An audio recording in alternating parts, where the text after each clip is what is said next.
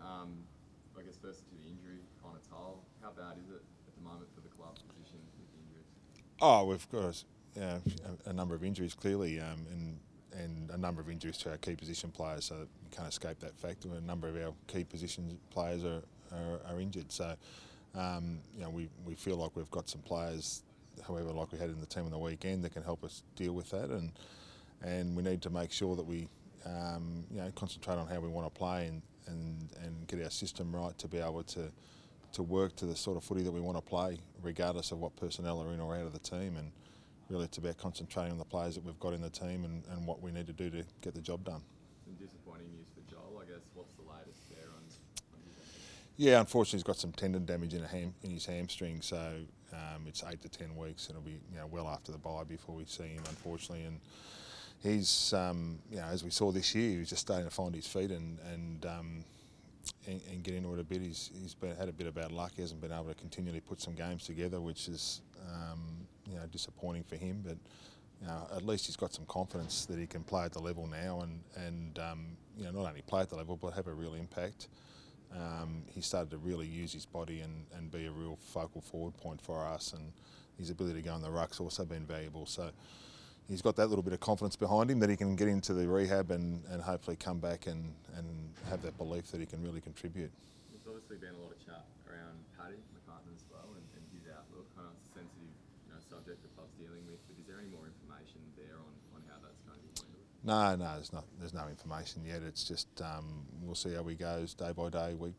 We'll see how he goes every day, and I haven't seen him again today. I saw him yesterday. He was in here yesterday.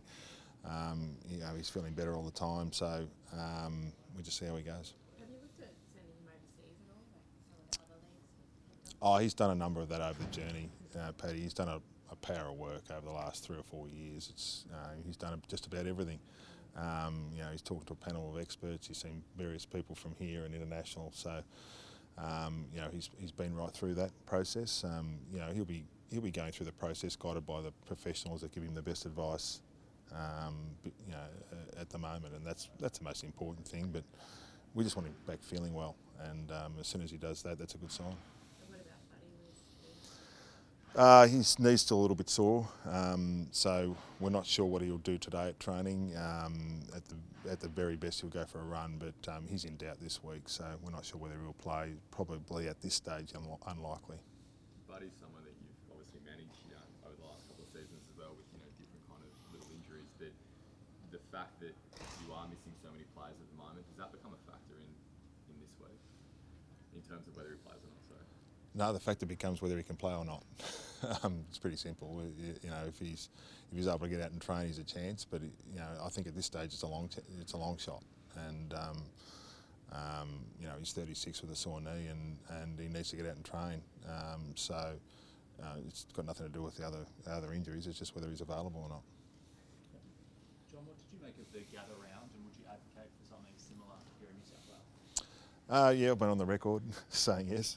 So it was obviously a success for the game. It's the crowds over there were huge. The buzz of the city was enormous. South Australia and Adelaide itself did a great job in putting it on, and really got behind it. There's no question that it'd be good for any city that it was in. I guess if you're looking at just numbers at the game alone, we may not be able to match that, but I think there's a bigger picture to it, and that's if you step back, and it's not just about sell-out crowds. That's an important part of it, but if you're able to get part of the day-to-day discussion up here in Sydney or Queensland, we saw what happened during the COVID shutdown up in Queensland. The game really took off. Similar up here, if we're able to get at some stage, it's certainly not going to happen for the next 3 years, but something like that would be great for the game. Not just people going to the game, but talking about the game, infrastructure requirements, those type of things would be really important. You obviously gave us updates last night on Tom McCartan and January working on this week. Tom won't play. Let's see, will be a very good chance to play again. What do you make of his game?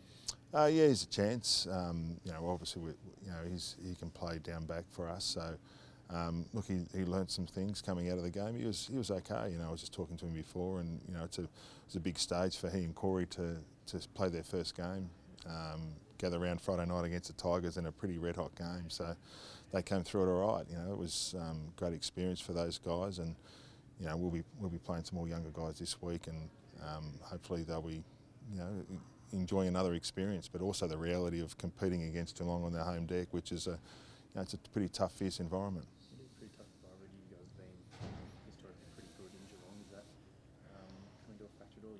How well you play the ground. It's not too much of a factor for you as it has been other clubs historically.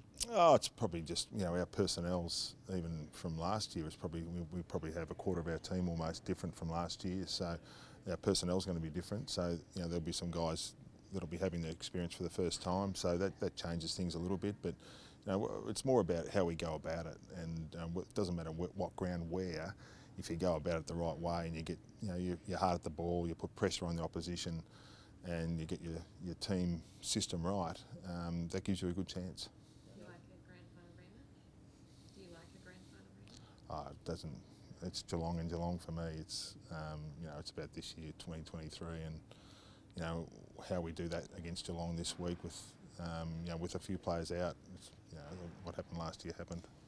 Is this an opportunity you feel the players have been looking forward to be able to play Geelong this season? I think they look forward to playing anyone.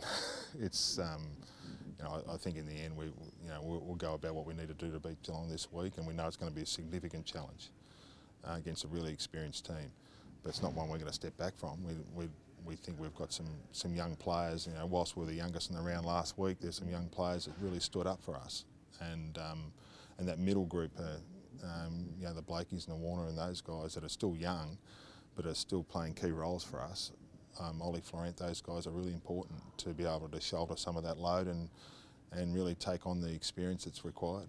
We've been speaking a lot about the injury toll faced by the club. I guess the flip side of that is the opportunity that's been presented to this young group. Like, how valuable, I guess, is this next run of games, however long that is, next month perhaps, as a growth experience for the squad?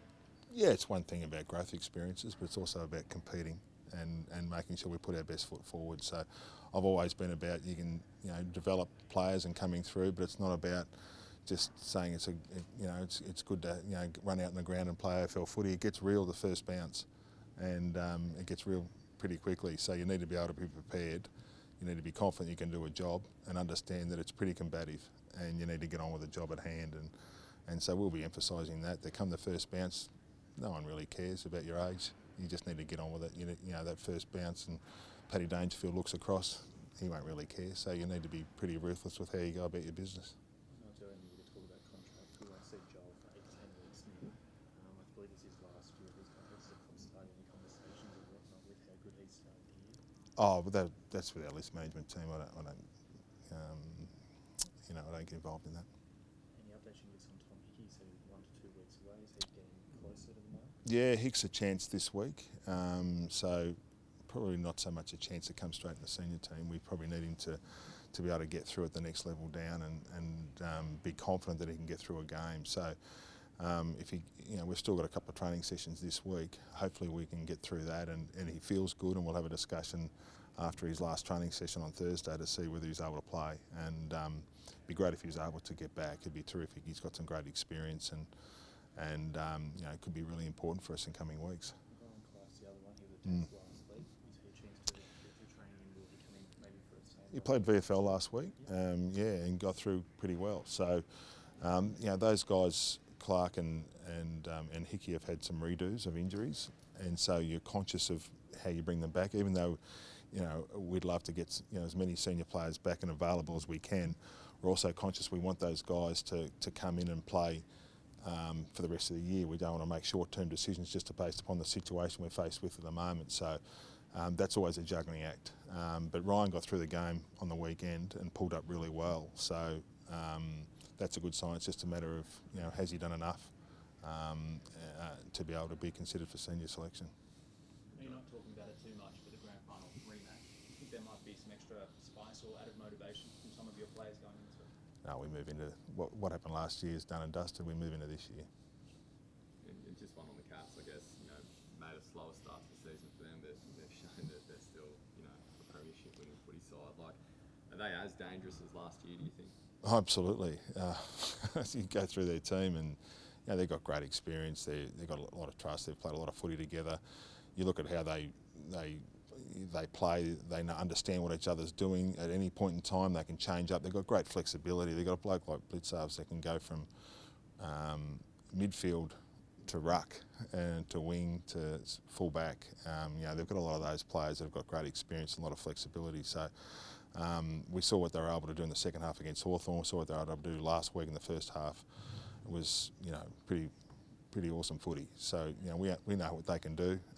But we're confident if we play the right way and get our system right and be confident and strong in the contest, that we'll be okay. And our boys have got a lot of confidence that they can play a really solid brand of footy.